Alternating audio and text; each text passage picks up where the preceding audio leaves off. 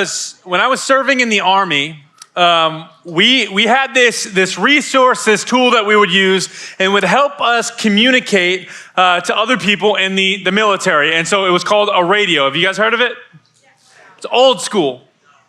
And so we'd have this radio, and we had a ton of training because we had to know how to use this bad boy. Because when we were in trouble, when we needed help, when things got really rough, when maybe we needed a medevac because somebody is hurt, whatever it is, we needed to know how to use the radio so we could get the help when we needed it, how we needed it to happen. The catch with the radio, though, is I don't know if you've ever watched a military movie, but this is one of the most accurate military things that you'll see in a movie, is anytime you need the radio, it didn't work. It was my experience too, that every time we needed this thing where we were like, hey, we need a radio in for help, the comms guy was like, it doesn't work, it's broken. And you're left there trying to figure out, how do I communicate my need in the middle of the hard? And for some of us, we believe that this is our experience with God. Where we're in the middle of it, like things are really hard, things are difficult, things are not going the way that we want, like relationships are being broken or changed or shifted, people are treating you the way that you don't want to be treated, and in the middle of all of it, you're like, God, like how are you good and letting this happen to me? God, like what do you want me to do in the middle of this storm? Like God, give me the answer, I'm ready. And at the other end of the radio, silence. What do you do when you call out to God and it feels like all you hear back is quiet? If you have your Bibles, I want to invite you to open up to John chapter 10. That was weak, guys. That was weak. Said we're going to open up to John chapter 10. And as you get there, I'm Josh. I'm the student pastor here at SciLife Church at the Movement. And we are starting a new series. Like we're starting a series called The Quiet Game. And it's this idea of how do I trust God in the middle of the hard, in the middle of the things that don't make sense, in the middle of the wrestling, in the middle of the struggle. How do I trust God when I feel like he is being quiet? Maybe even so much so that it feels like he is playing a game. Well, in this series, we want to focus on giving you the answer of some of the reasons that it might feel like God is being quiet. John 10, it goes ahead and starts like this. It says, very truly, I tell you Pharisees. So Jesus is having a conversation with the teachers of the law. And these teachers of the law, they had a heart problem. They knew the law, but they didn't know Jesus. So Jesus is trying to spell it out for him. He says, hey, I tell you this. He says, anyone who does not enter the sheep pen by the gate, but climbs in by some other way, is a thief and a robber. The one who enters by the gate is the shepherd of the sheep. He's making a delineation of two different people. He's saying if you come in the flock that's God's people, right? That he's talking about God's chosen people, the part of God's family. He says if there's two ways to get in. Like we got two types of people that are getting into this thing that aren't the sheep. And he says, hey, people are going to climb over the fence and they're thieves and they're robbers, but one walks in through the gate and that is the shepherd. That's Jesus. And so that's really important for us to uncover right out of the gate as we try to kind of decide and figure out, okay, so what's God's voice? Where's God's voice? How do I hear God's voice? We first need to understand that not every voice is God's voice. We first need to understand that there are some people in the pen that are thieves and robbers and liars.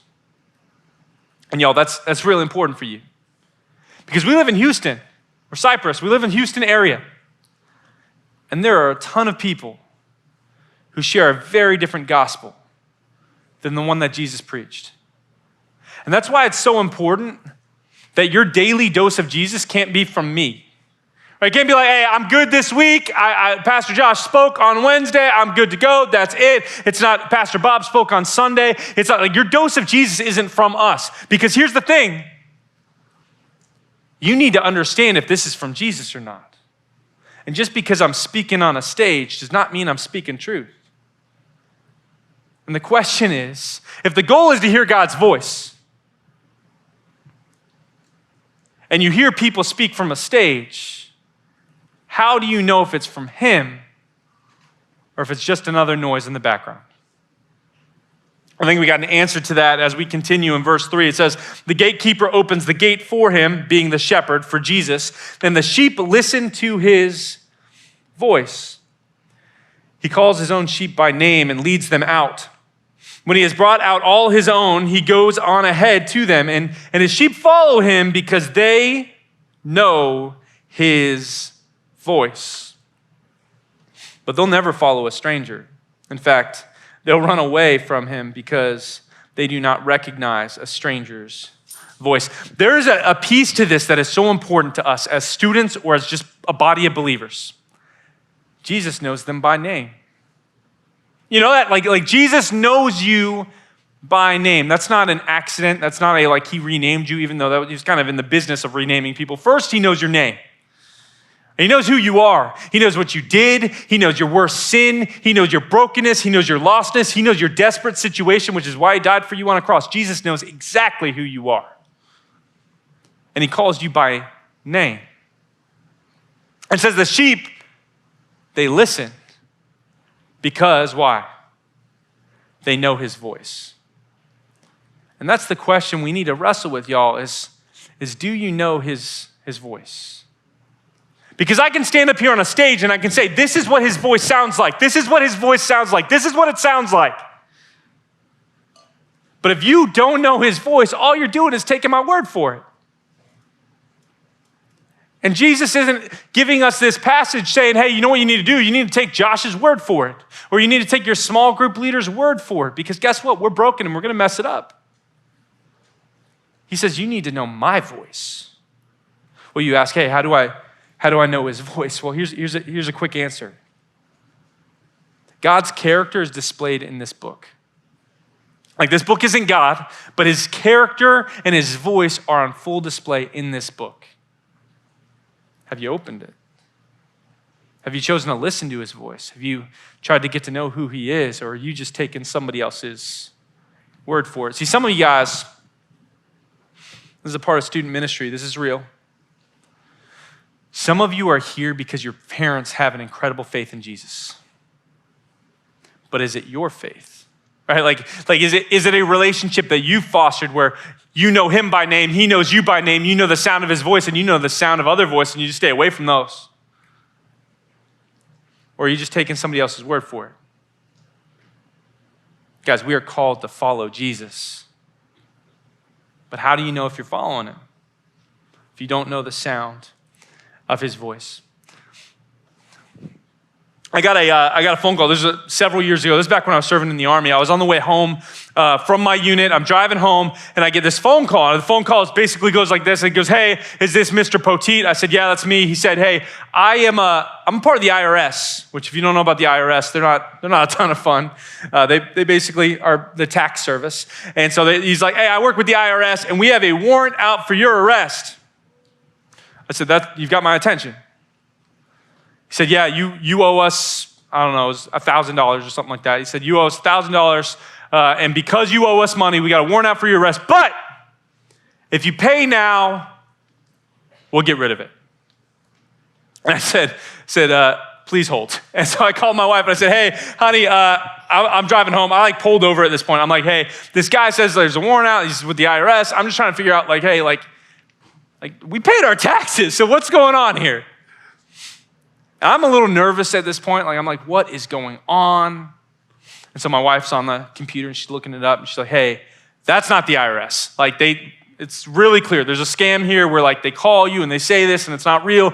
Don't give them your money. Don't give them any information. The IRS is not going to call you. Fun fact, they'll never call you. They only send you letters. Their letters are usually sad, but they'll send them letters. And they're not going to call you. So I'm like, okay, I hang up the phone and I'm good to go. Here's the thing. If I were best friends with the IRS, which I'm pretty sure is a prerequisite for a serial killer, but if I was best friends with the IRS, here's the deal. As soon as I got that call, I would have known it wasn't them. I would have been like, man, this is not how the IRS contacts me. They write me letters. They're my pen pals. Like this, you don't even sound like it. You want me to pay over the phone? They don't do that. Like, this doesn't make sense. You are not the IRS. I'm hanging up the line because I know the sound of their voice. I know who they are. I know what they do. So the question is, and I guess maybe less of a question, more of a point, is that when we don't know the sound of Jesus' voice, then we don't know the calls that we need to hang up the phone on. You get that phone call that says, hey, you know what, this sin's not that bad. Don't go into this. No, don't do that. Like, just talk to your friends about it. Or you know what you should do? You should just spend I'm a kid, so like I can spend my time I'll just watch TV all day. I'm not saying TV is bad, but I am saying you're wasting your time if that's all you're doing. Or on YouTube, or the Gram. Like, hey, you know what? I'm gonna listen to those voices. I'm gonna let them tell me who I am. I'm gonna let them walk life through with me. And that's where we get jaded. That's where we get this idea, like, you ever look in the mirror and just hate the person you saw? I have. You know, Jesus, even though he knows our brokenness, that's not how he sees us. Like, his voice doesn't say, hey, you broken fool. It says you are made righteous, not on your own good, but on mine. He says, you are made clean because I cleaned you with my blood. He says, I've got you. But the catch is, Jesus' voice isn't always the loudest voice.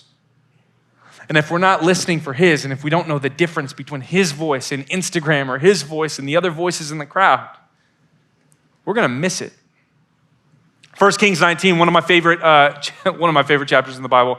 God shows up. There's this massive fire, and it's like, hey, God, and this guy, this prophet that's in this story, is in desperate need. He's like, I'm ready to die. And it says, like, there's this fire, and God's not in the fire. And then there's this mighty wind, and God's not in that. And then there's this earthquake, and God is not in that. But then, in a whisper, there he was. Here's the challenge that I want us to recognize is God's not looking to compete. He knows he would automatically win. He wants us to choose. And so sometimes he chooses to whisper. And it's really hard to hear a whisper when there's a lot of other voices that we're trying to listen to at the same time. So what are the voices you're trying to listen to? What are they saying? What are they telling you to do? And how do you recognize that those are strangers and that you should run away? Even like when I was a kid, we had walkie-talkies. You guys still have those? Still a thing? Like, why? We have cell phones now. Right? like we had walkie-talkies back in the day, and that was like novel because cell phones were not a thing till I was in high school. Am I old? Sure. And so we had these walkie-talkies, and here's the catch. If I am on channel 1 of my walkie-talkie and you're 10 feet away from me and you're on channel 3 and I'm talking, do you hear me through the walkie-talkie? Absolutely not. Because we're on different channels listening to different things. So I'm here, like, in this whole message, this whole, even part of this series is about, hey guys, some of you are listening to the wrong things. Some of you are on the wrong channel. Some of you are completely missing it. And I say this not as a like, hey, how dare you or how could you? It's a, I love you. And I want you to know that if you're a member of this flock, there is a voice that knows you by name, that's not going to lie to you, that's not going to deceive you, but wants to walk with you side by side as you walk into his glory and his grace and his might and his goodness. Like, he wants that for you. But we're not going to get there if we're not listening to the voice of the shepherd. So as we get ready for small groups, here's my ask. It's like some of you have never opened up this book outside of church. Some of you have never even opened it up in church. Some of you have never owned a Bible. But this is how we get to know God's character. This is how I got to know his voice. See, the only way I can identify the counterfeit or the wrong thing or the fake is by knowing the real thing. And I want you guys to be able to hear the message that I give you and to look through the lens of his character and who he is and be able to identify whose voice it is. Because my prayer is that it's not Josh. I want to just echo the shepherd and echo the shepherd and echo the shepherd. But do you know it? Like, are you sure? How do you know it's not just me? Here's how. Learn his voice. Would you pray with me? Jesus, we love you. And there are a lot of sounds going on right now. There's a lot of noise. There's a lot of distraction. There's a lot of stuff. So God, I just ask that you give us the courage to open up your word. I ask that you help us to identify what truth is, that we get to know your voice, that we know that it's a process. There's going to be times where we are distracted. And Lord, I just pray that you turn up the volume a little bit on our hearts, that we can better understand who you are. But God, especially that we can turn down the noise of everything else, that we can turn away from the distractions, away from the things that have called us away from you, that we can know who you are and know your voice and hear you call. Because we're ready to come. As your disciples, we're ready to follow you. Give us that, Lord. We love you. In your name, amen.